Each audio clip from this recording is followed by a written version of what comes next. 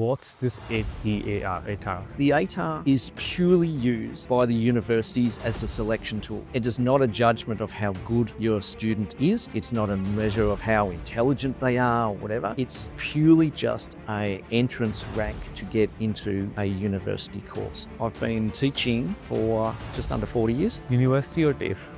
The two basic options is the VCE, so Victorian Certificate of Education. There is a alternate section which is called the VCE Vocational Major. It's based off your study scores. For each subject you do in year 12, you'll get a study score for. Don't pick subjects you think you have to do and you're not going to be capable. And you're not going to go as well as you would if you're doing subjects you like to do. When we say look into these subjects, how do we look into these subjects? We run programs for them. So we run little careers, activities for them, what they're good at, what strengths they have, what they like to do, how do they learn. Because the difference is when I grew up in my generation, you started your career, that's what you ended at. My dad was a bank manager, stayed in it the whole time. These kids change jobs 5 to 7 times in their career, and it won't just be a little tiny step, it's massive changes. ATAR is a made up number the unis use to pick kids.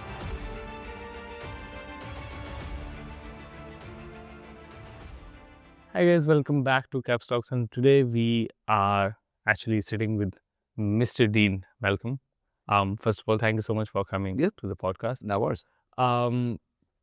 As far as I know, Dean has been working for quite a long time in career progression, I would say career counseling, but in schools, right? How I would say secondary school students progress their career. So he does counseling. That's how much is like I can explain, but it would be great if you can give yourself a brief intro and then we'll go forward with the titles and stuff. Cool. As I said, my name's Dean Malcolm. I've been teaching for about just under 40 years.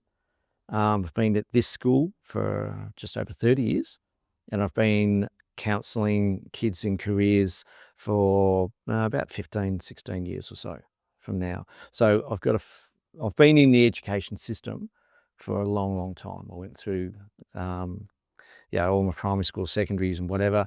So I've got a fairly good idea of how schools actually work and where kids want to go to as well. So, as I mentioned before, for the initial, let's start on the basic pose or the basic structure of the building. A person, me example, or someone who's watching this podcast, if someone who doesn't know how Australian school education system structured. We usually use words pre-primary, secondary, kinder. If you can explain, plus what's the age group of the children? Yep. So, yeah. Australia, we normally start, the kids will go to, they'll often go to a preschool and go to a kindergarten. Kindergarten's normally 4 or 5 year olds. Yep. So they'll go for a year just to get a bit of an idea about life and away from parents and other kids and whatever. From kindergarten, you move into primary school. Primary school will go from prep to grade 6. And this is where they learn the basic structures of everything. They learn to write, they learn to read, they learn to socialise, they do basic maths, and that continues on and on and on. So that's kindergarten, that's primary school. So kindergarten is first, primary school for 6 years. Once they are around the 12 or 13 mark, they'll go to secondary school. Secondary school goes from year 7 to year 12. So it's another 6 years. So by the time you've finished year 12, you've done about 12 or 13 years of some sort of formal education system. Once you finish year 12, you're then able to go off and do whatever else you want to do. So, Okay, so when you say after year 12, then we do the bachelor's and master's and then the university. Because why I'm asking, one of the senses, for instance, I have the audience and I have the knowledge of mainly talking about bachelor's courses, diploma courses, master courses, but initially that comes from the school level. And for that knowledge, I didn't know. So thanks for explaining. Especially for the sometimes families when they come with their children and they want to get their children enrolled in any particular school, they have to know how things work. So this might be informational for that. Secondary, most of the kids who come from, as you move to primary school, you go to the secondary school. Secondary school is very much the same from year 7, year 8, year 9, and then year 10. It's pretty much the same. From there, you then have options. So the two basic options in Victoria especially is you do VCE, so Victorian Certificate of Education.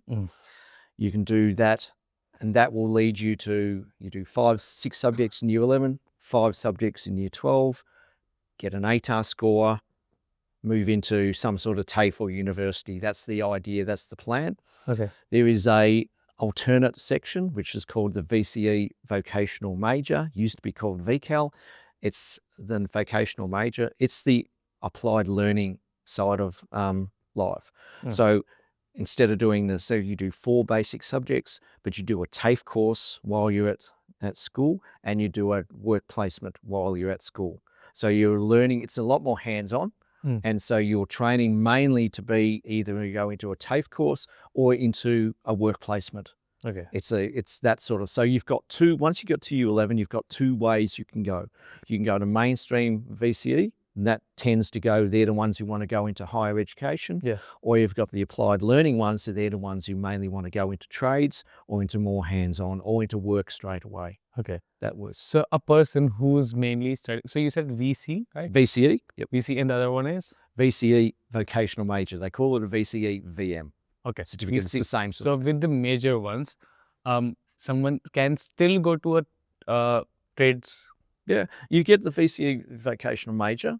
Yeah. You don't sit exams. Yeah. You don't generate an ATAR score. Yeah. So you can't go to university straight away. You can go to TAFE. Yeah. Complete a diploma course, advanced diploma in TAFE, and then go to university. So that's it's just a little alternate way of getting in. Okay. There's a lot more there's so many pathways into university or higher education. Yeah. Now. Additionally, just for that basic information level, I would say, what's this ATAR? If you can, first of all, full form of it. Yep. And then if you can explain on the base level. ATAR is the Australian Tertiary Acceptance Rank. Okay. Right.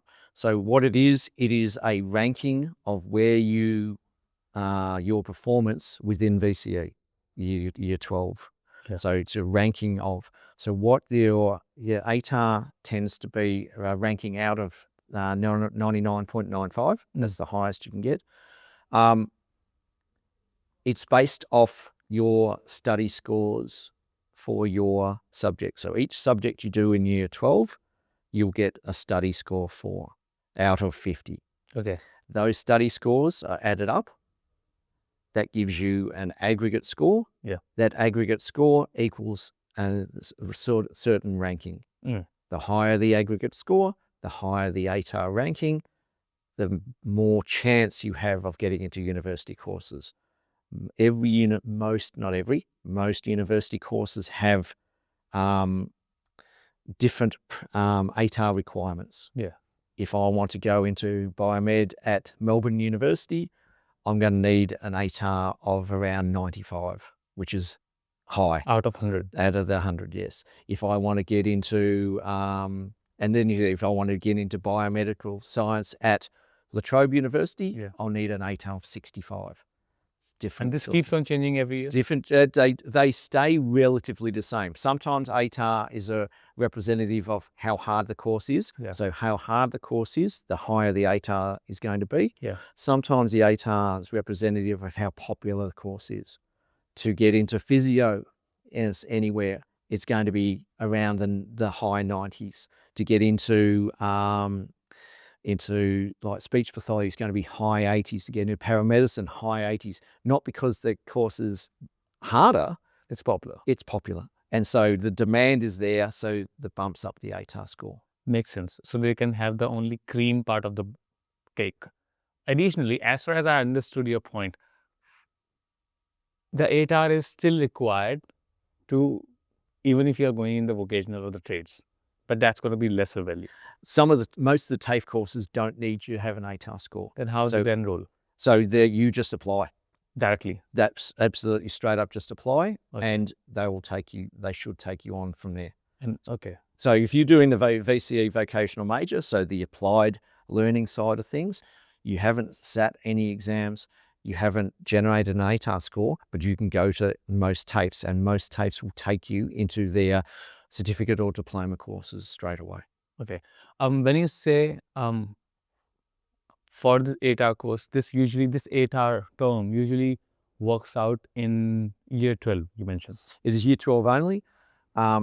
So the ATAR is worked out, your study scores are worked out from, normally in most subjects, 50% of your mark comes from your work in your SACs during the year. Okay. 50% of your mark is the end of year exam. They put those together, you come up with an aggregate score, a study score, and then that adds to their aggregate scores, and away you go. There's your ATAR score. So if, not in a comparison way, but if I generally put it both together, where I come from, we use the same thing, but the term is named as cutoff, right? Yeah. So it's more like a ATAR, what I understood till now, is more like a cutoff. Like you need to have 95% cutoff, or 95 numbers, example, to reach to a certain university to get enrolled. And then that's like a minimum requirement of that particular course in this particular university. Makes sense. Now it understandable. And that's the thing. So so the ATAR, the universities put out lists of what ATARs are required for whatever course. Yeah. You need to have that. If you don't get that, you don't get in the course. Just from my personal knowledge, so when I was in year 10 and when I came into year 11, between that I scored certain level of numbers, and then it was my choice whether will I be able to choose physics, chemistry, bio, or physics, chemistry, maths, and arts, commerce. So does it similarly work in here? So does it? Yeah. Please. The only subject you have to take in year 11 and 12 is English. That's the only subject that is. Every other subject you can pick depending on what you want to go into. Some university courses, every university course has a prerequisite of English. So you have to get a certain study score in English. Most of them are either 20 or 25 as a study score. Some subjects in university, or some courses in universities, will have prerequisite subjects, so that you have to have done them as well. To biomed at Melbourne Uni, you must have done maths methods, or specialist maths, and get a score, and you must have done one of like chemistry, biology, one of those. So when students are selecting subjects in year 11, when they're interviewed, they should have an idea. I'm looking at this, I'm looking at that. All right, well, you need to do this subject or that subject. If they're generally saying, I want to do an arts course at La Trobe, the prerequisite is English, you have to do English, knock yourself out, pick your other subjects that you want to do. But pick subjects, we suggest to them that pick subjects you are interested in. Don't pick subjects you think you have to do and you're not going to be capable. Like kids wanting to be, go in, I want to do biomedicine, I have to do maths methods, but my maths isn't that good. Don't do it, because you'll struggle, you won't get through, it's not going to be worth it. Do general maths, there's other courses, other ways we can get into these courses. You yourself, like in the start of the podcast, I understood you being as a counselor, you definitely see sometimes students come to you when they're about to choose subjects in year 11, and then you can see, okay, this person has the capability or the caliber of going into a particular science or choosing a science course, but unfortunately he's not trying to bend towards it. So do you, as a counselor, make him or her try to understand, hey, you can have a look at these particular subjects as well? I strongly suggest to them, maybe have a look at this, maybe have a look at that. Have you ever thought about doing this subject? Have about trying that subject? The alternative is that we have a number of them, and I've got them sitting on my desk, and we have to make changes that they think they're better than they are. And they go, I can do this, I can do that. And within weeks, they go, I can't do this, or I can't do that. And I'm struggling with this, I can't understand. Again, subjects you are good at, subjects you're going to enjoy, they're the ones you're going to do well in year 12, especially. Year 12 is a stressful year. But we also say to the kids in year 12, it's a marathon, it's not a sprint. You don't bolt out there, oh, I'm going to work 20 hours a night trying to, no, it's a long, long time. So you take your time, work your way into it. But yeah, if you're doing a whole lot of subjects you hate, it's going to be horrible. And you're not going to go as well as you would if you're doing subjects you like to do. When the year 10 ends and when you're about to start year 11, is that the time when a person has to choose subjects, right? Yeah. When you say, okay, these are the 10 subjects, but I think me as a counselor, I'm trying to go into your mind and I think you can do good in these particular 5. You can probably have a look at all others. Me as a student, how would I be able to look? So do I read some articles about that particular subject or do I talk to my seniors? When we say look into these subjects, how do we look into these subjects? We run programs for them. So we run little careers activities for them early in the year. So they start to work on what they're good at, what strengths they have, what they like to do, what should they move away from, how do they learn.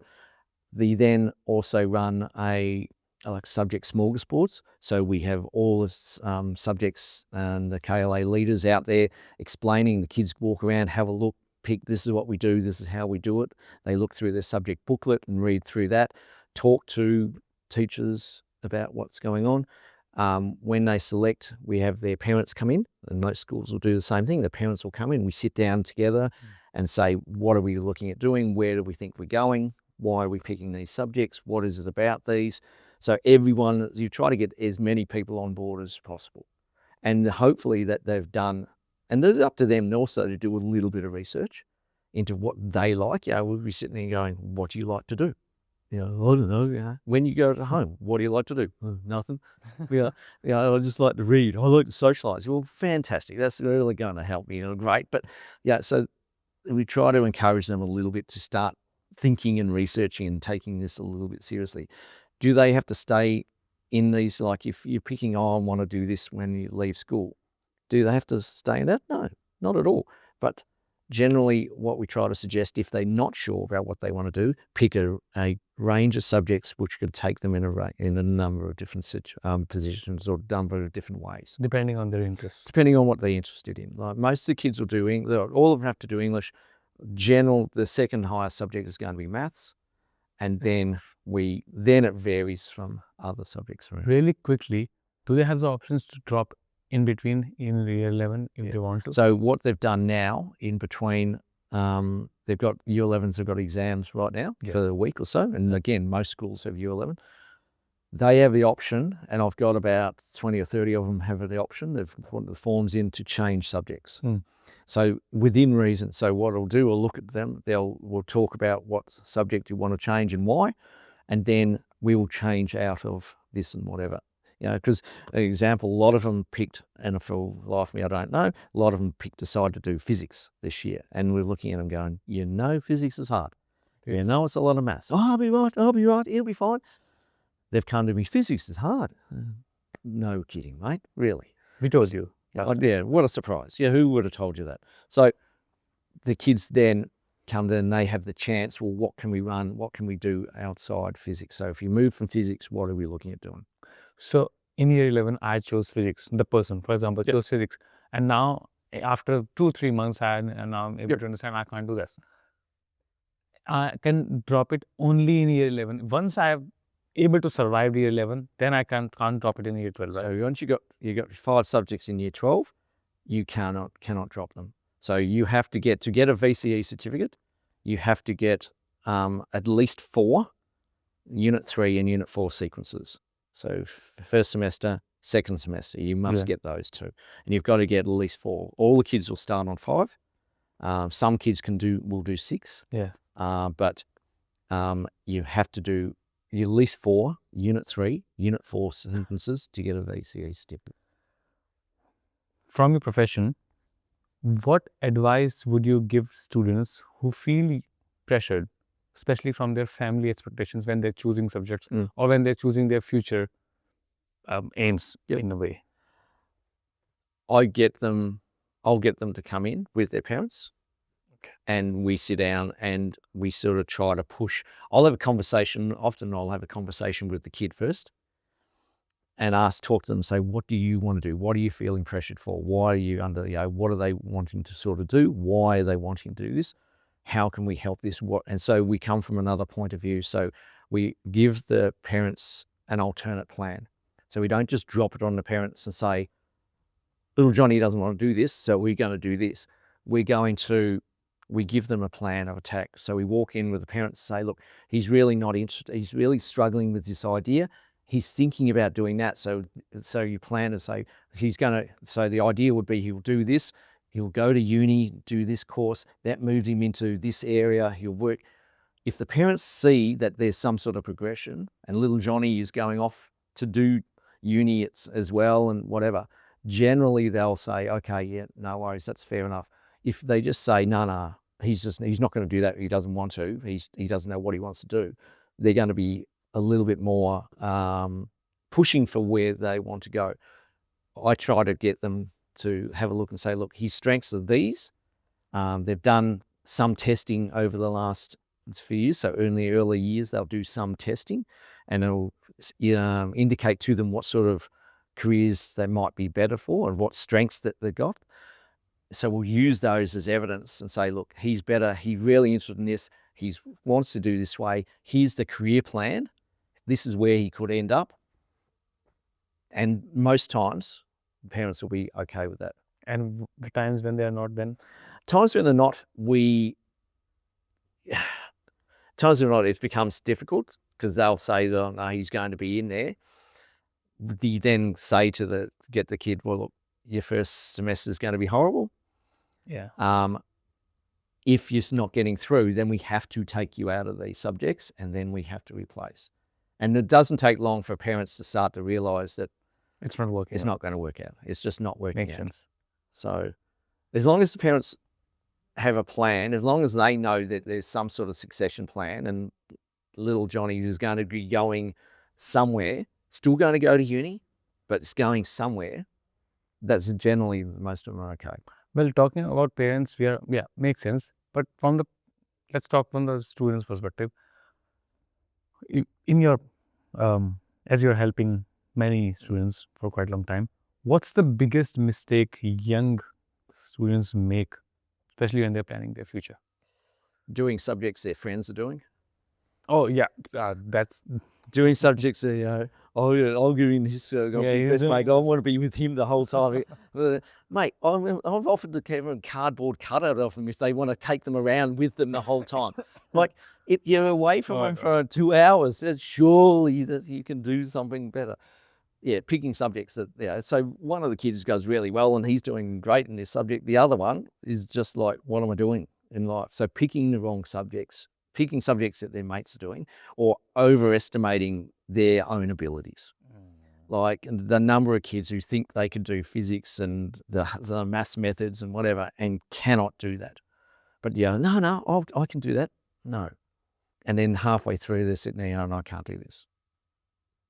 That's waste of time. Yeah, it's wasted their time. And we're sort of sitting there going, are you sure you really think you're going to, all the testing saying you're not going to do that? Generally, we would try to steer them away from that. There's a lot of the subjects you have to, for a lot of our kids, if they haven't done advanced maths in year 10, they're not going to do the math methods in year 11. So there is some stepping stone subjects, but in the end, they can all pick if they wanted to. Picking the wrong subjects for their mates or they're overestimating their own abilities. Like I had a fairly good idea how good and whatever I was. Some of these kids they believe they can do anything, and it's like, no. But out of profession, you can't say much, right? Professionally, you can't say. Professionally, we advise them which way we should. If that would be your kid, how would you? Sorry. Yeah, no. It's not from here. Generally, it's really it's as a parent. I want to know how you would act as a parent. Oh, as a parent, I've had 2 boys. My 2 boys went through the old VCAL side of things. The youngest one, actually started VCE, and mine was I knew exactly where, and my idea was the boys knew their abilities, but I also trusted what the teachers were saying. And the teacher was sitting there going, I really don't think he's going to be fixed. Okay, cool. Because they're dealing with them a lot more than I was dealing with. They know their capabilities probably a lot more in academic-wise than I did. So I would sit there and go, if you believe, your professional opinion, you believe that they won't, no, cool, what do you think? Additionally, want to know, we're talking about parents, you as a parent, for example, or someone else as a parent. Parents are, that's what not me, in general, not even in general, there's a term most of the times, any parent would want their child to be having a white collar job, or like you understand what I'm saying? White collar job, blue collar job. So there are different kind of careers, but what careers often get overlooked but still have great opportunities? Me, as a person who's making podcast with courses, I have seen right now, especially construction, example, carpentry, it's booming. Like even the government is trying to push it out, and it's doing good. But on the other end, there's multiple example lawyers.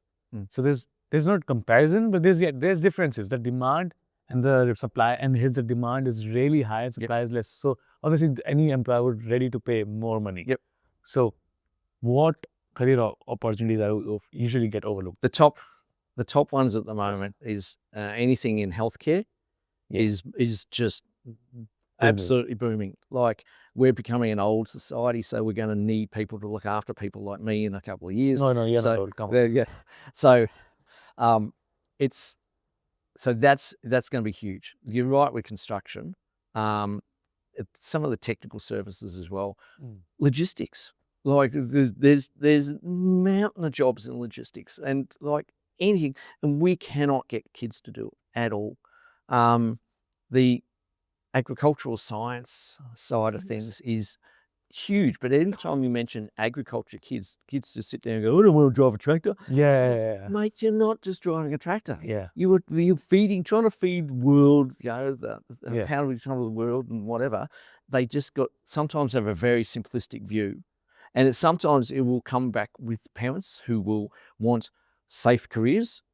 They know, accountants, safe careers, doctors are safe careers, lawyers, because that's what they did. White collar ones. And the difference is, when I grew up in my generation, you started your career, that's what you ended up. I've been teaching, not that I want to be a teacher, but I ended up being a teacher for almost 40 years. You just stayed at one job. My dad was a bank manager. He stayed in it the whole time. Like, these kids will change jobs 5 to 7 times in their career, and it won't just be a little tiny step. It's massive changes. So what they need to realize that, and a lot of what the unis are doing now is they're not teaching, like, they're still teaching courses, but they're teaching skills, because they're going to have kids nowadays are going to have skills for jobs that don't exist. And you have to be able to adapt that skill to change to anything that comes around.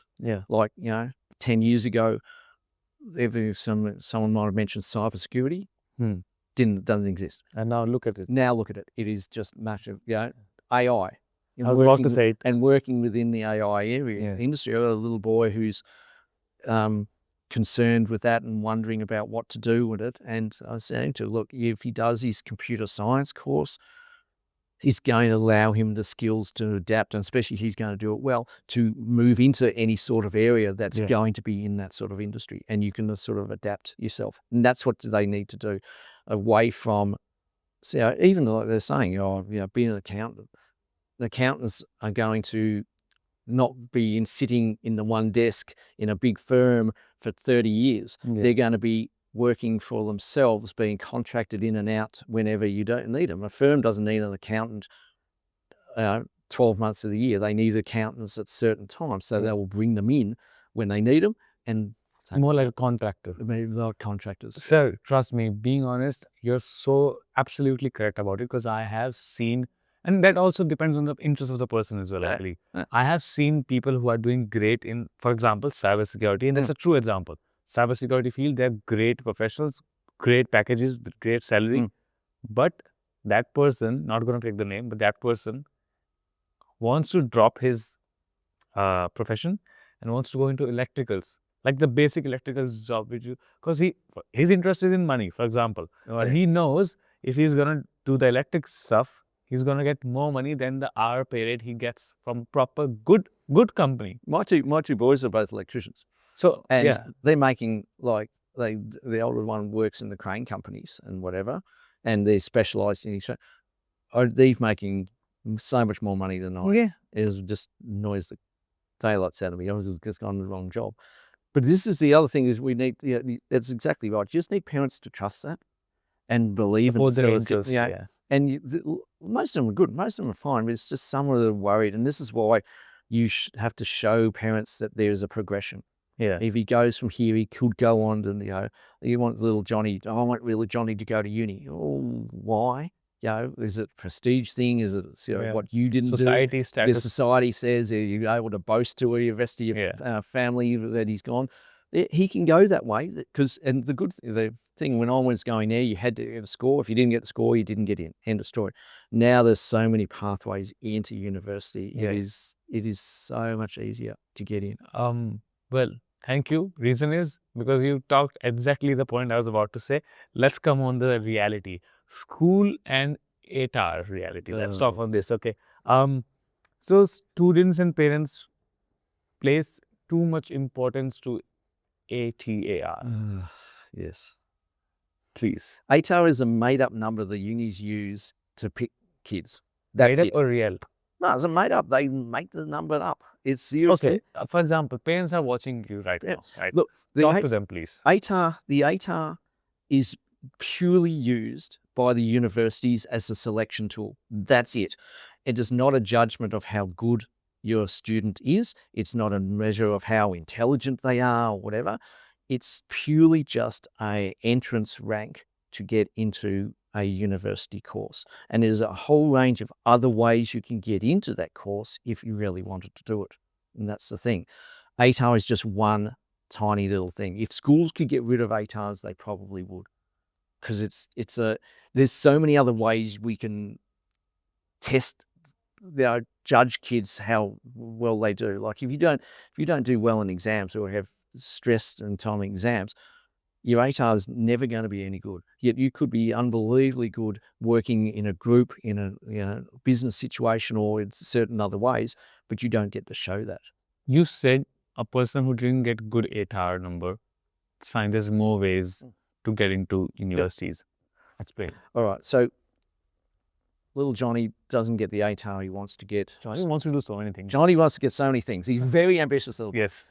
Little Johnny wants to get into engineering. Okay. So he goes into engineering, doesn't get the ATAR to get into engineering straight away. Yeah. Goes to a TAFE course. Mm-hmm. So he could go to RMIT, he could go to Swinburne, he could go to Vic Uni, does the Advanced Diploma of Engineering. So that's a 2-year course, comes out with the Advanced Diploma. Now, Johnny could go and work then if he wanted to, or he then applies for university and goes into university. Now, if he's done the Advanced Diploma, the university will say, oh, you've shown us that you're capable of tertiary study, you've got these results, we'll put you straight into second year. So they take time off. They look at your score, look at what you've done. If you've done a diploma, you'll normally get about 6 months off your course. If you've done an advanced diploma, they normally take a year off that course. Yeah. And they put you straight into second year. And you go on from there. Okay. A number of years ago, I was at RMIT, the chief engineer of the City of Melbourne. Yeah. So he's the chief engineer. That's how he got to be a chief engineer of City of Melbourne. He did the 2 years because he stuffed around during his year 12. Yeah. Didn't get the score he needed to. Did 2 years of the advanced diploma, which actually is a really good way of doing it because it's a TAFE and it's really a lot more hands-on. So you become a better engineer. Yeah. He did so well in these 2 years of advanced diploma, they put him straight into third year. Yeah. And he did that, applied, did another course. Now is the, chief engineer. Yeah. There's ways. I had a girl from here a number of years ago, didn't get the score she needed to get into law. went and did a TAFE course in law, went and did a legal studies course, then got into law and became a lawyer after year. It took a little bit longer. She's still made it. She's now a lawyer. She's now a barrister somewhere working. You don't have to, like a lot of these kids think, oh, I've got to get into the workforce, got to get into the workforce. By the time they're going to be working, my retirement age is probably around 65. Your retirement age is going to be around 70, 75. You're going to be working for 50 years. Don't rush. Go and enjoy. Uni's fun. Go in and goof around a little bit. Get your score. So the score doesn't matter as necessarily. Most schools have deals with universities. So we got a really good deal with La Trobe Uni. So they'll give us, because we're a priority school, they'll add scores on. So we've got, little Johnny gets his aggregate score. So he's done his study scores. They've added up into an aggregate score. If he applies for La Trobe, oh, you're at Epping. Here's another 15 points onto your aggregate score and boosts you up. It's just, I feel what I understood from your point is, it's in life as well, but here, taken as an example, sometimes lack of knowledge or lack of homework makes you really feel pressured. And then you think, oh, I didn't get the good ATAR, so I won't be able to make it to the university.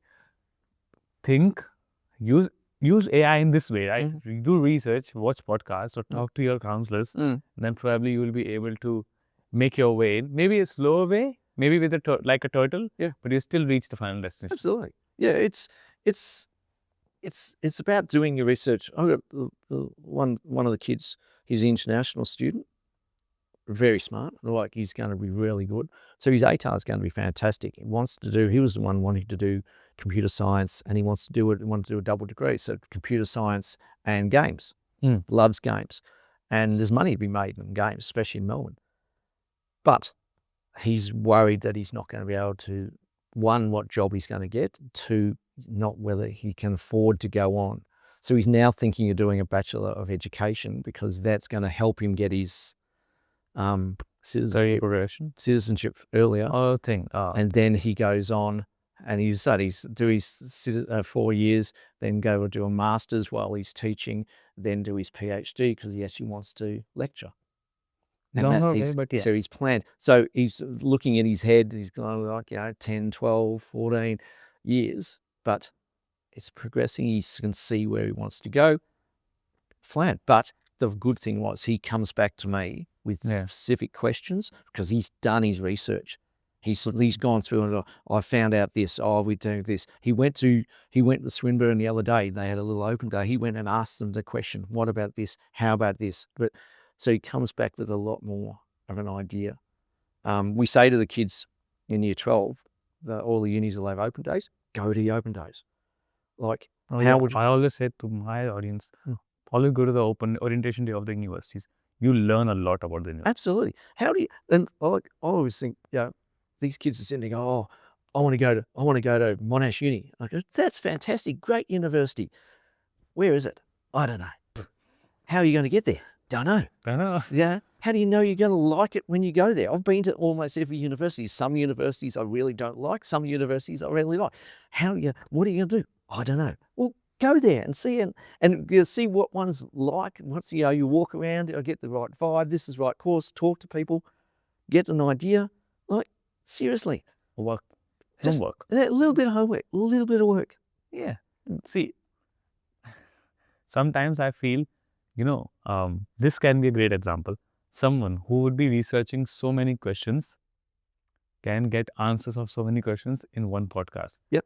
Because you might feel this, people are getting lazier day by day, and then they don't want to work out, and they would rather spend their time on Instagram, Snapchat, and YouTube. This is a platform, YouTube. If they would have researching, used AI in a better way, they could have done.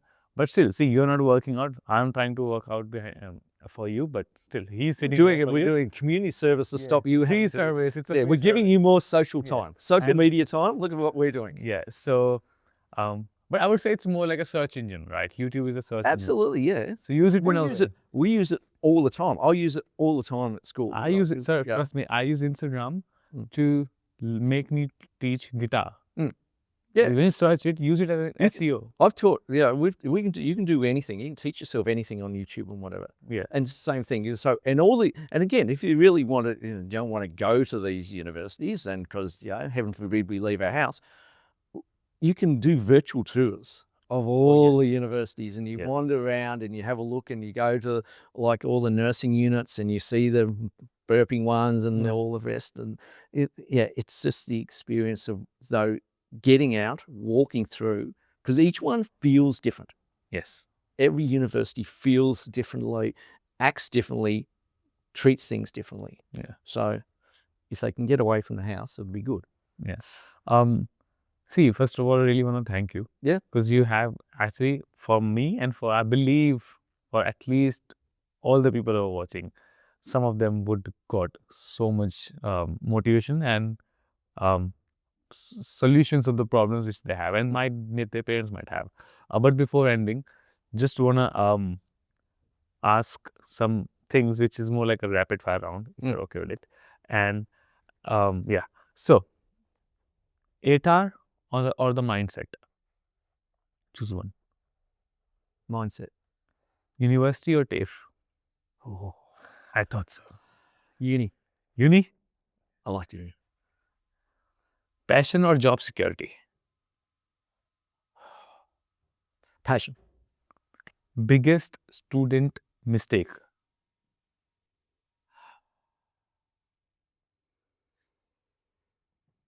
Listening to friends. Most underrated career? Oh, I could say teaching. Agriculture, I would have thought. Yeah, I agree on you. Absolutely. Because I've been making podcasts and stuff with people who are in agriculture sciences and all. They're doing great in their lives. Oh, they can't get enough. Yeah. Most overrated career? Come on, you have the answer. Doctor? Doctor. White collar stuff again, Doctor. right? The most overrated, the unions will say the most overrated, underused course that they have is psychology. They say it. Yep. Is it actually 70% of the kids who do psych courses, and this is what they say to us, 70% of the kids who do psych courses don't use it for what it's actually meant to be used for. One skill every student should develop? Communication. I agree with you. Best piece of advice you have ever given? Or with your past, I want to add, with your past, looking back over your career, which particular one lesson would you love to share with your students? I told one boy to stop studying for his exams and just play video games, purely because he was ranked number 5 in the world and was about to be picked up by a huge big gaming club, and he was going to be making much more money, and said, mate, your uni's always going to be there. The big bloody brick building is always going to be there. Your game's not. Did he choose it? Yes, he did. Though he did a pretty good ATAR anyway. I've got a young girl we're telling at the moment in one of my classes, and she's looking at what uni. She needs to do her dance. Oh, she'll do a ballerina. She needs to be doing the ballerina stuff. So if I'll conclude, it looks like your best piece of advice is follow your passion. Follow your passion. Follow what you're good at. Future career you're most excited about? What's excited about? I'm really interested about the flying cars and that Elon Musk and all that sort of stuff. The UK's got a flying car garage port they've already built, waiting for it to happen. Let's see. It'll happen. One word for today's students? Resilience. Oh yes. It's not just school, sir. It's university. It's in life. I get comments. Sorry, but they don't agree. They don't listen. Mate, things are going to go wrong. You're going to stuff things up. You stuff things up, you look back and go, right, how can I fix that? And you'll be better the next time. It's got to be resilient. But first of all, I would say last of all, thank you so much. No worries, mate. It cleared so many questions, but want to add one more thing, that it's not enough. I had more questions. Well, I believe we are almost 1 hour. I don't want to stretch it out. Yeah. I would love to. Me personally would love to have another chat someday if you're okay with it. Yeah. And if you have any questions, please comment them below so that we can ask those questions in the next part. Yeah, that'd be fun. Yeah. That'd be interesting. I can't. Yeah. See. Some of the. If any of his students are watching it, Oh my God. say hi to your teacher. Oh. And If I get messages back, yeah, I get messages back. do you want me to share any contact of you or no? No, it does matter, mate. I really don't care. So, do you have any Instagram or something? No, I don't have Instagram. So, what should I share? Like, if they have any questions and want to talk to you, or we want to message you, should they just come over here or no? No, right? Obviously. I'm more than happy for them to come here and whatever. So that's fine. Any contact? Oh, I'll see if I can find something. Then I will definitely attach. But anyway, or he can come back to the comment section and reply in the comment section. Hey, it's there. Right? We could do that. We can do that. Well, thank you so much, and share this video to maybe a family, maybe a friend, and listen to your friends, but not too much. Follow yourself as an individual, especially when you're choosing your career. Right? Absolutely right. Spot on. Thank you so much. Subscribe to this channel. Bye.